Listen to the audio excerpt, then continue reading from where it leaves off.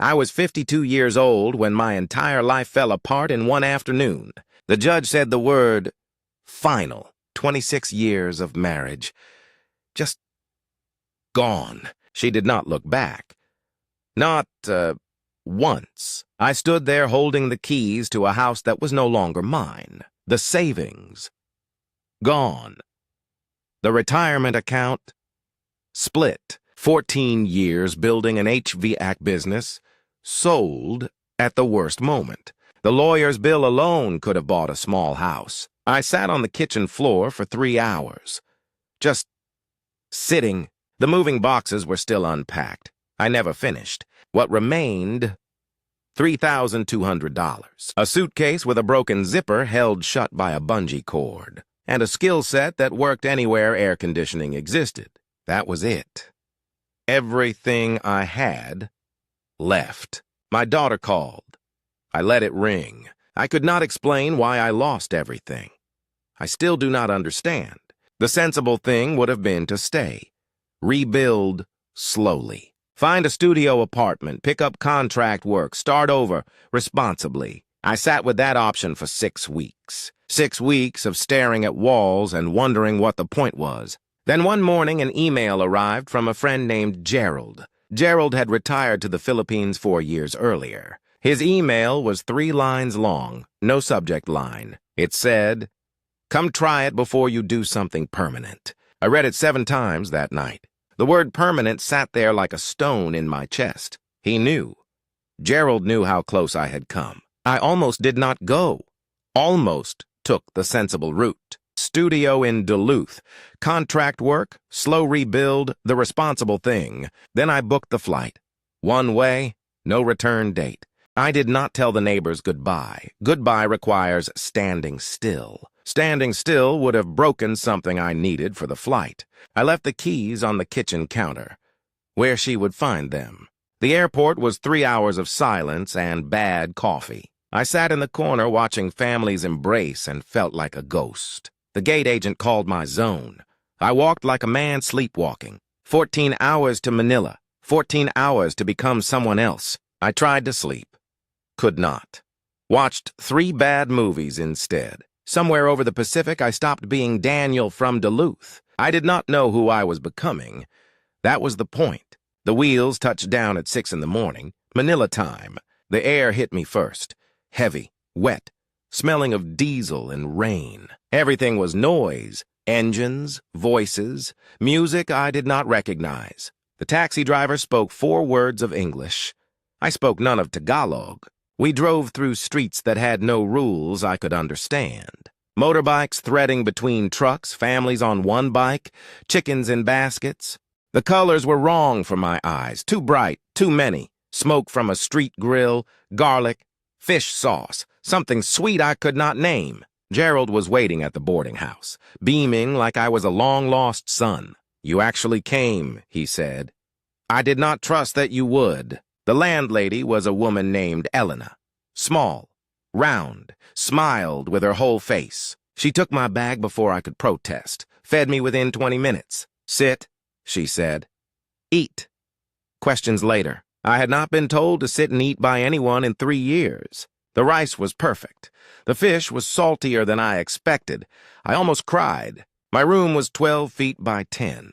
A bed, a fan, a window facing a wall. $3,200 had to last until I figured out how to earn again. Gerald took me to a local market the next morning. Everything was alive. The vendors, the smell, the colors that hurt my eyes. Mangoes the size of my head. Fish I could not name. Smiling faces everywhere. That first night I lay on the bed listening to dogs and distant karaoke. The fan was louder than any noise I had ever slept with. I did not sleep. Just stared at the ceiling, wondering what I had done. The next morning, Elena knocked at 6. Breakfast. No choice. Rice, egg, dried fish. A mango sliced thin like paper. I had not eaten breakfast at a table with another person in months. Elena talked while I ate. I understood maybe 1 word in 5. But her hands told me more. Warm, open, welcoming. The first week was a blur of heat and new sounds. The heat was something I had never felt. Wet, heavy, like wearing the air. I bought a cheap shirt for 50 pesos. The same shirt cost $20 back home. A meal that cost $15 in Minnesota cost $2 here. For the first time in months, the math started to make sense. Gerald introduced me to a contractor who needed an HVAC guy. A small hotel near the airport. 2 units down. Needed full overhaul. My hands remembered what my mind had tried to forget. 14 years of muscle memory does not disappear with a divorce. The contractor paid me in cash that night, 6,000 pesos, $120, more than I deserved, more than I expected. I bought Elena flowers on the way home. She pretended to scold me. The second job came 3 days later. A restaurant owner had heard about me, then a third, then a fourth. The phone started to ring. I hired a local kid to help me carry tools. His name was Marco, 28, strong as 2 men, smiled like he had never been hurt. I remembered being like that before the years took it. Marco did not speak English well. I did not speak Tagalog, but we found a way. Pointing, laughing, tool names in both languages. By the 3rd week, Marco was teaching me words I could not find in any book. Words for feelings, for textures, for the small moments of a day. I learned that homesickness had no English word in Tagalog. They just miss. I missed nothing. There was nothing to miss. That was the strange part. My ex-wife did not call. My daughter texted twice. I answered once. The text said, "Dad, are you okay?" I typed back. "I am okay." Both lies. Marco noticed I was quiet that day. Did not push. Just brought me coffee. I had forgotten what it felt like to be seen without being questioned. The weeks blurred together. Work, eat, sleep, wake, repeat. My hands got tougher. My body got leaner. My mind got quieter. I stopped checking my bank balance every morning. There was no bank balance. I carried cash in my pocket. Enough for the day, sometimes the week. There is a strange peace in knowing exactly what you have and what you owe. Gerald threw a birthday party for me. I had forgotten my own birthday. 43 candles on a cake that cost more than I would have spent. Elena made pancit. Marco brought San Miguel beer. I almost cried again. These were not my people, but they were becoming my people. The next month, I got a call from a woman with a broken central unit. Her name was Sarah. She ran a small restaurant near Malate. The unit was older than me. I told her honestly. Might need full replacement. She looked at me and said, "Just tell me the truth. I am so tired of lies." I stopped. That sentence hit somewhere I did not expect. I gave her the price. Fair, not low, not high. She nodded and said yes. Sarah was 45, widowed 6 years, raised 2 kids alone. Her husband had been a fisherman. The sea took him during a typhoon. She opened the restaurant with the insurance money and a prayer. I came back the next day to install the new unit. She made me lunch, sinigang, sour soup. I had never tasted anything like it. She watched me eat and laughed when I made the sour face. I had not heard a woman laugh like that in years. Maybe ever. The unit worked perfectly. I told her to call if anything sounded wrong. She called. Not because anything was wrong, just to say thank you. I called back. We talked for 40 minutes, about nothing, about everything. My business grew slowly, word of mouth. Nothing fancy. A bakery, a clinic, 3 more restaurants, 2 small offices. Marco learned fast. By month 4, he could diagnose most problems alone. I started paying him proper wages, not the going rate. Better. He asked why. I said, because you earned it. That is why. My savings crept back up, slowly, painfully, but up. I bought a small second-hand motorcycle. Marco taught me to ride it. I fell twice. He laughed so hard he cried. I laughed too. 3 months in, I sent my daughter money. She did not respond. I kept sending. Every month, small amounts, no conditions. Sarah started cooking extra food when I came for service calls. I told her she did not have to. She said, "I want to." That is different. She was right. It was different. I did not know how to name it yet. One evening, the restaurant was empty. Sarah sat across from me. She said, I think I am starting to like you." I did not know what to say. I told her I had nothing to offer. No home, no plan, no clean past. She said, "I did not ask what you have, I asked what you feel." I sat with that question for a long time. The honest answer scared me. I told her I did not know what I felt anymore. Maybe nothing. Maybe everything. She reached across the table and held my hand. Just held it. We did not speak for 10 minutes. The kitchen fan was the only sound. When I finally left, she kissed my cheek at the door. Light, brief, warm. I walked home that night and realized I had not thought about the divorce once. Not once in 4 hours. That had not happened in 18 months. Sarah and I did not label it. We just kept showing up for each other. She closed the restaurant on Sundays. We started spending Sundays together, walking along Manila Bay, eating street food, saying little, meaning much. I met her kids.